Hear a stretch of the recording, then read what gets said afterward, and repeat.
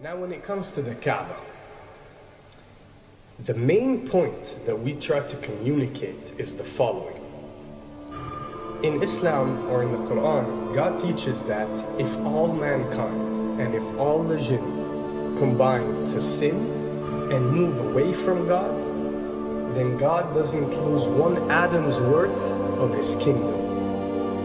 And if mankind and jinn combined to dedicate every second of their life to prayer and to worship of the one God, then God's kingdom doesn't gain one atom's worth as well.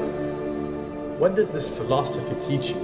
It teaches you that God is not in need of you, or your practices, or your worships, or your prayers.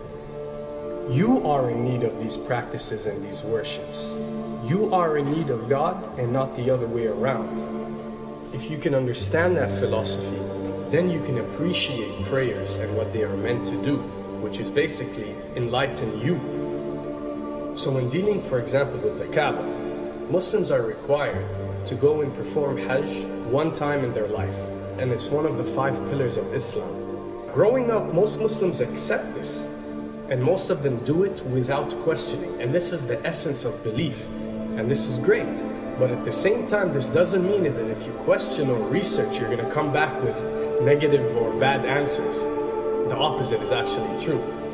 So when we started researching into the esoteric agendas and we started researching the elite, we found out how much certain type of practices and rituals can affect your lives. So when we went and placed this on Islam, we developed an even deeper respect for this religion and a far deeper respect for God and the Creator of us. So when you go to the Kaaba and you circle around it 7 times, the essence of this worship is not that you are worshiping a stone, or that you are worshiping a house, or that you are worshiping a Kaaba. The Kaaba is merely the focal point or the centerpiece that all Muslims have to unite and focus their energy and prayers towards in a practice that is actually worshiping God.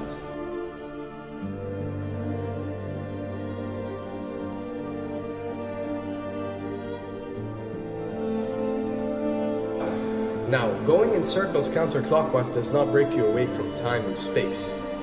But the fact that the energy of the Kaaba is the strongest energy on earth and it flows counterclockwise, by you flowing in correlation with this energy, you are uplifting yourself. You are reaching spiritual levels that you rarely do experience anywhere else on earth. And the fact that you got to do it 7 times, and we are taught that there are 7 skies or 7 samawat or 7 spiritual planes, then one can discover that each circle breaks you through a spiritual plane spiritually, so you can reach the ultimate state of wisdom and spirituality. Does this mean that only Muslims can reach this level? Does this mean that if you're not Muslim, you give up or you reject this information? Not at all. In essence, any one of you, regardless of what your faith is, if you are dedicating your worship and your journey to the one and only Creator and not anything created, then you are on a righteous path.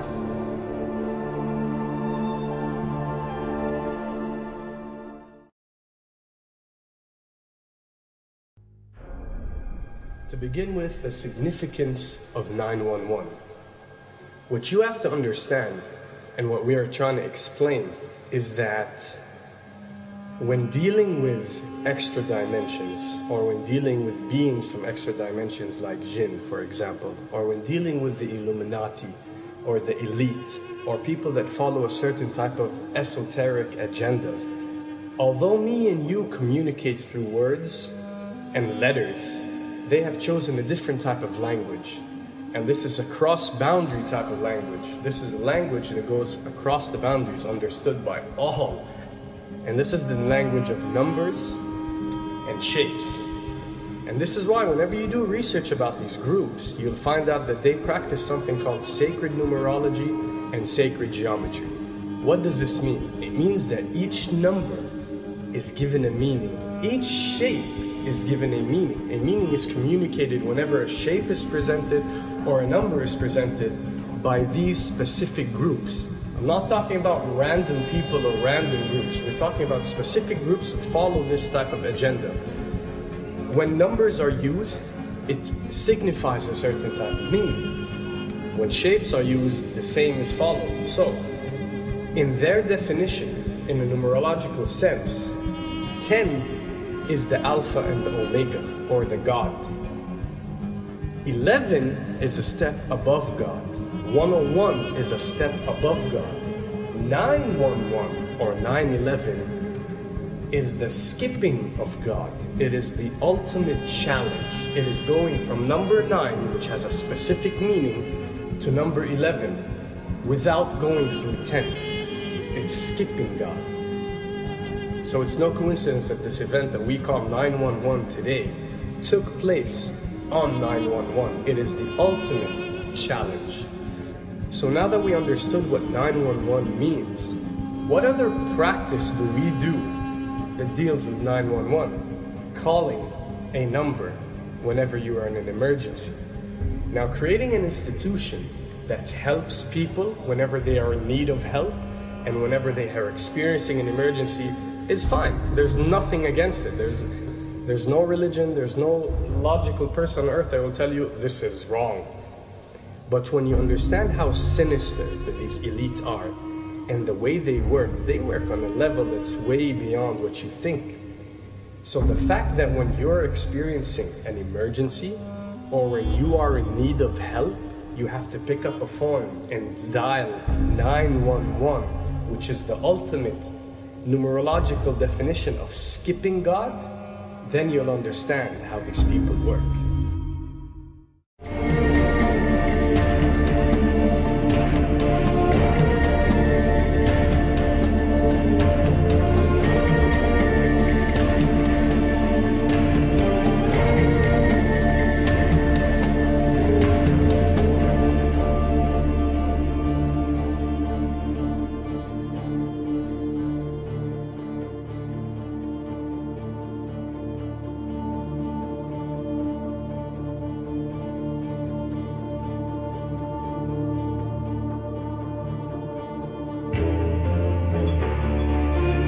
And when dealing with rituals, you would recognize that everything adds up. For something to be a ritual, everything has to be in place, everything has to be perfect. And my advice is, if you want to recognize that something is satanic, it has to add up in all sense. The numbers have to add up, the shapes have to add up, the event has to add up, it has to have one general meaning. The pieces of the puzzle fit perfectly. That's when you recognize when something is ritualistic or satanic.